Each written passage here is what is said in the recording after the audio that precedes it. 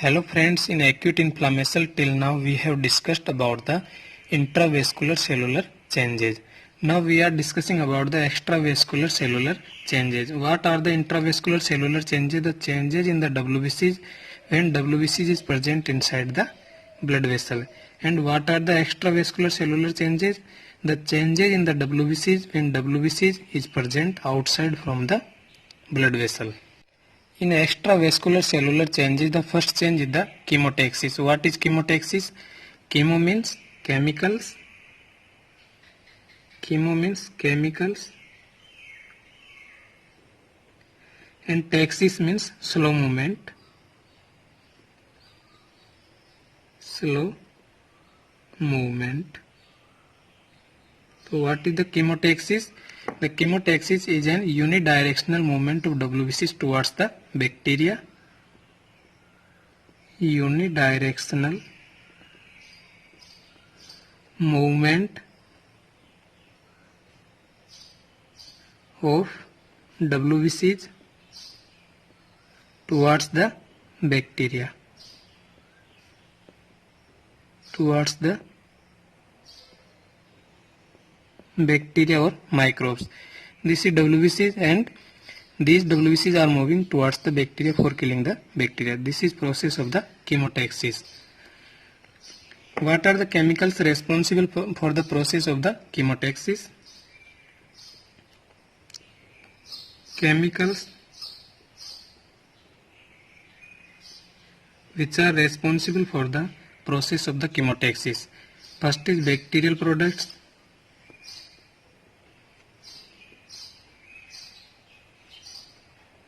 Bacterial products. Second is complement protein C5a. Third is interleukin 8. What is interleukin? Interleukin is a cytokine. And last is LTB4. What is LTB4? The leukotriene B4, which is a fatty acid molecule. These three are the exogenous chemicals.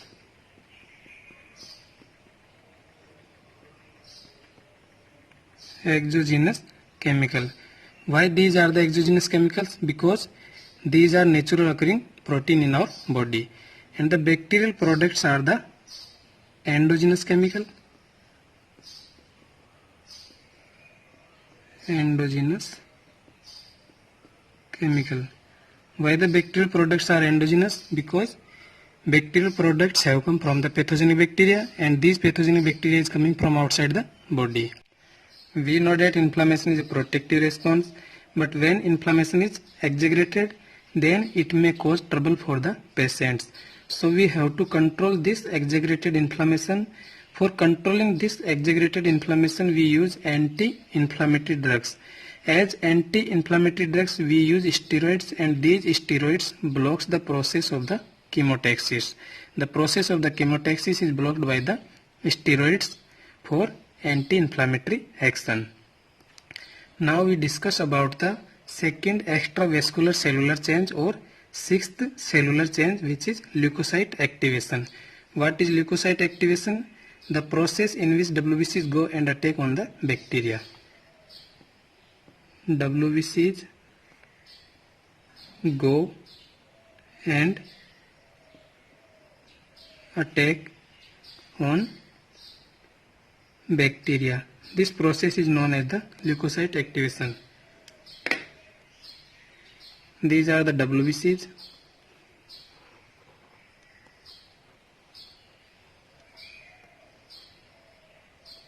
And these are the bacteria, and these WBCs are going towards the bacteria and attack on the bacteria. This process of WBCs to go and attack on the bacteria is known as the leukocyte activation.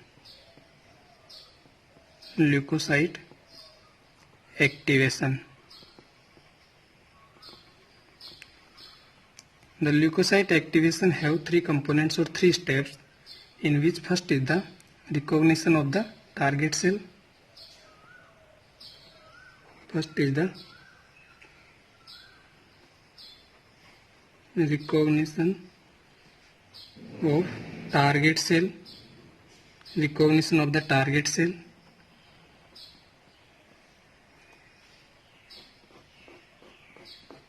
To understand the recognition of the target cell, we take an example of the WBCs. This is WBCs, and these are the microbes or the bacteria, and these bacteria or microbes have mannoes. These microbes have mannoes, and these WBCs have mannose receptor. These WBCs have mannose receptor. When these mannose receptor interact with the mannose of the microbes, then WBCs can identify the microbes by interacting the microbe, the mannose receptor and the mannose. The second process by which the WBCs can identify the microbes, the WBC is having a scavenger receptor on its surface. Scavenger receptor, and the microbes have some particles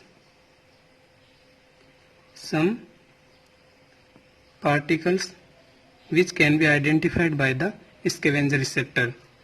So when scavenger receptor interact with these particles, then by interacting of scavenger receptor with these particles, then WBCs can identify the microbes, and mannose receptor interact with the mannose, and WBCs can identify these microbes by these two processes.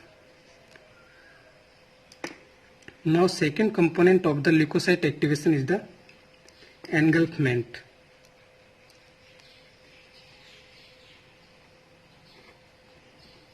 Engulfment.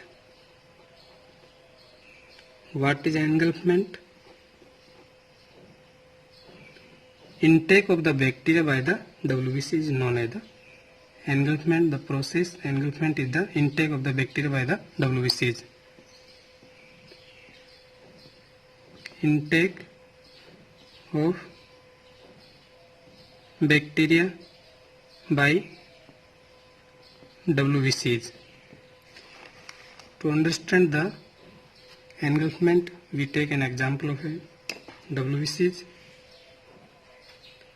This is a WBCs or neutrophil, and these are the bacteria which killed by the WBCs, and this WBC is going towards the bacteria.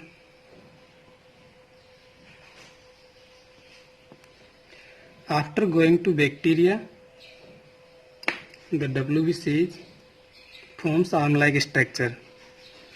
This is WBC, and this form these arm-like structures. These arm-like structure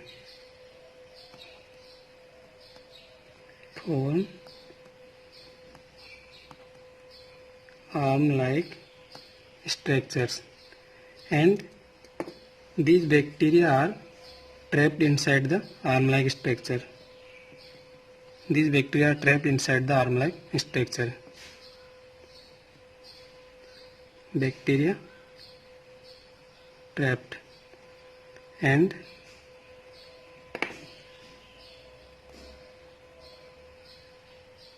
the bacteria get internalized in the WBCs. The bacteria get internalized. These bacteria have come inside the WBCs. Bacteria get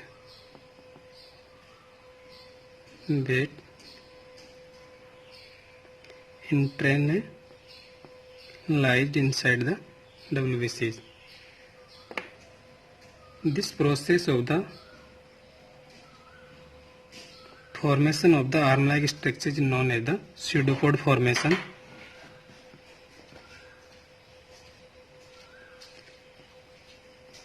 Pseudopod formation. Pseudopod formation. The process of the engulfment includes 3 steps: pseudopod formation, opsonization and killing of the bacteria, in which the first is the pseudopod formation. What is pseudopod formation? After identifying the target bacteria, the WBCs activate certain protein like actin. After identifying the target bacteria, the WBCs activate certain protein like actin, and this actin polymerization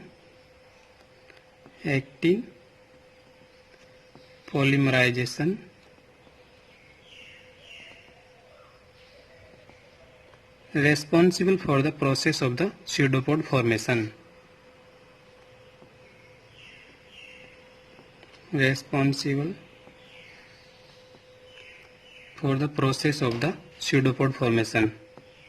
For pseudopod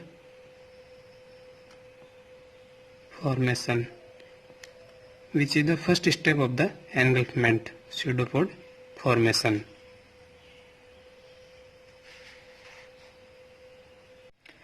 Now we talk about the second step of the engulfment, which is opsonization. What is opsonization? If the number of the bacteria is very high, then WBCs have to kill these all bacteria. For killing all these bacteria, there is a process of the opsonization, in which the bacteria becomes more tastier. Bacteria becomes more tastier for WBCs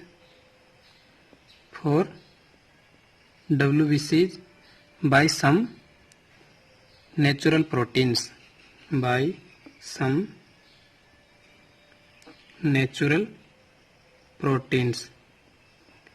And these natural proteins are known as opsonins.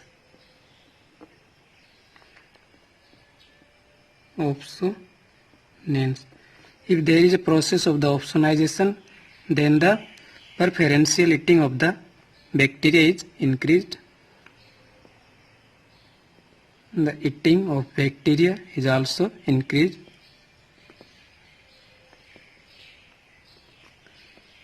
The eating of the bacteria by the WBCs is increased. Eating of bacteria is increased by the WBCs, and example of these opsonins. The example of opsonins are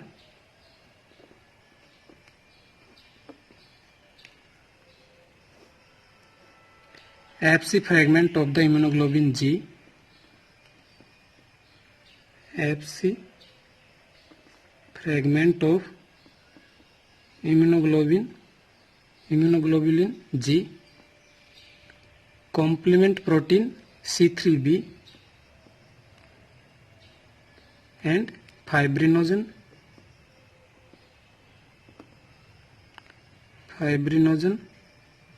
and CRP,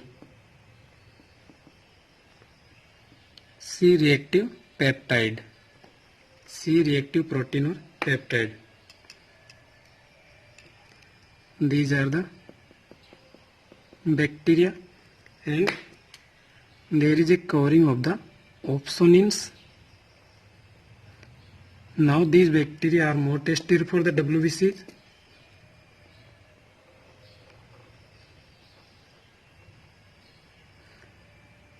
These bacteria are more tastier for the WBCs, so WBCs engulf all these bacteria.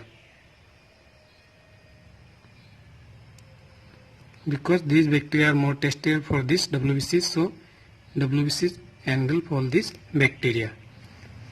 Now we are discussing about the third step of the engulfment, which is antibody formation.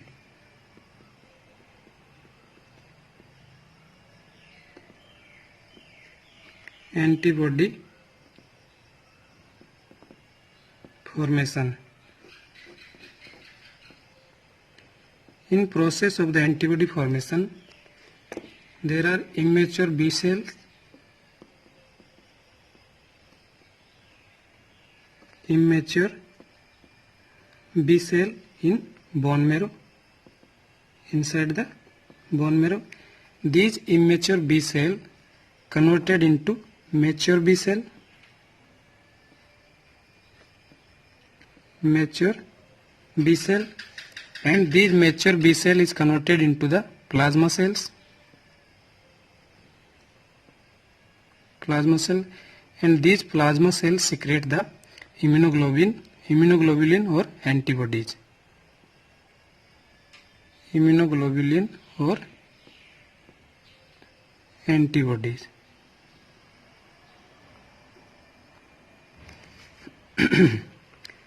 In conversion of the immature B cells into the mature B cell, there is an enzyme is required, which name is B cell tyrosine kinase. B cell tyrosine kinase. If the B cell tyrosine kinase enzyme is absent or there is a malfunctioning of this enzyme, absent or non-functioning of this enzyme, then it will lead to a disease which name is Bruton's disease.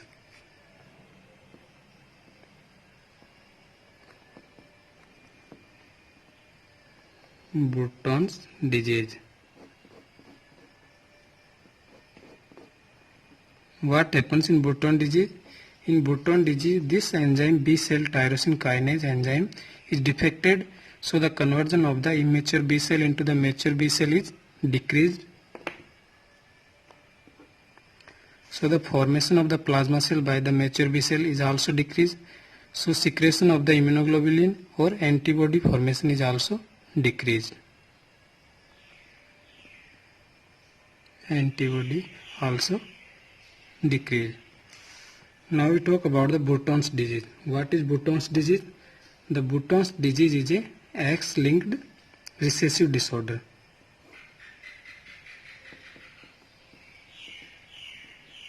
X-linked recessive disorder, and it mainly affecting the boys or males. Boys or males. B for Bruton, B for boys. And the Bruton's disease is a B cell defect. B cell defect. B for B cell and B for Bruton. And there is hypogammaglobulinemia. Hypogammaglobulinemia. What is the reason of the hypogammaglobulinemia? The immature B cell not convert into the mature B cell, and mature B cell not convert into plasma cell, and there is a decreased amount of the immunoglobulin or gamma globulins, which leads to the hypogammaglobulinemia. Hypogammaglobulin and emia. Hypo means less and gamma globulin means antibody and emia means blood. Means there is a reduced concentration of the antibody in the blood. Antibody is reduced in the blood. we know that there is all immunoglobulin are decreased, so there is decrease in all immunoglobulins including immunoglobulin G also. Immunoglobulin G also decrease, so there is a defective opsonization because the immunoglobulin G is a opsonin. There is defective opsonization, and this defective opsonization, due to the defective opsonization, all bacteria are not killed, so there is a recurrent attack of the infection. Recurrent infections. Now we talk about the CRP.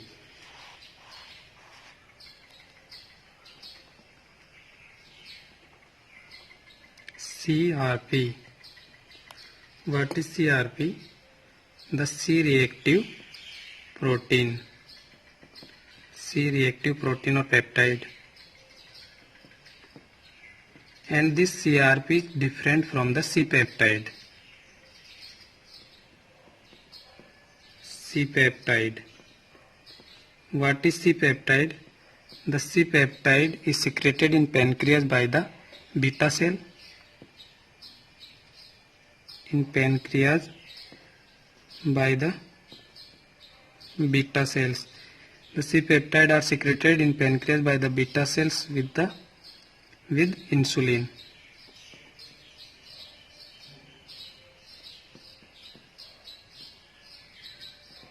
With insulin. The C-peptide are secreted by the pancreas by beta cells with the insulin, and insulin never secreted alone. Insulin secreted in combination with the C-peptide. So this beta cell secretes the insulin and C-peptide in equal amount.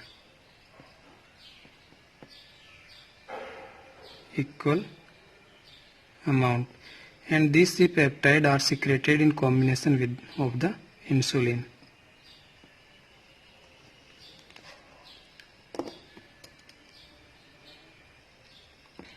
If we have to calculate the natural or endogenous insulin, then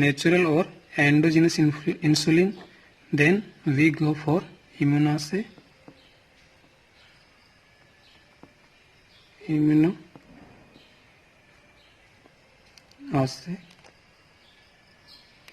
And we measure the C-peptide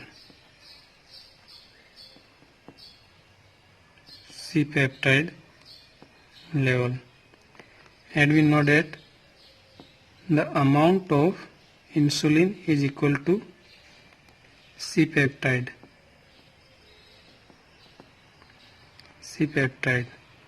So by measuring the level of the C-peptide, we can calculate the level of the natural or endogenous insulin.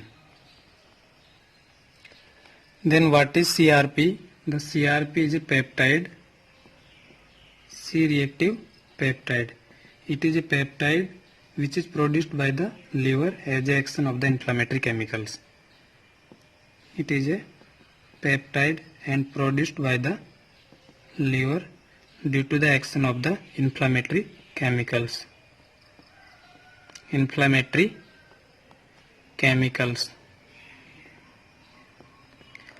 What is the meaning of the C in CRP? Meaning of C in CRP. This C means carbohydrate antigen which is present in pneumococcus. Carbohydrate antigen which is present in pneumococcus. C, the meaning of C is C of the carbohydrate. And what is CRP? The CRP is present in our blood against the carbohydrate antigen of the pneumococcus. CRP present in our blood against the carbohydrate antigen of the pneumococcus. Against the carbohydrate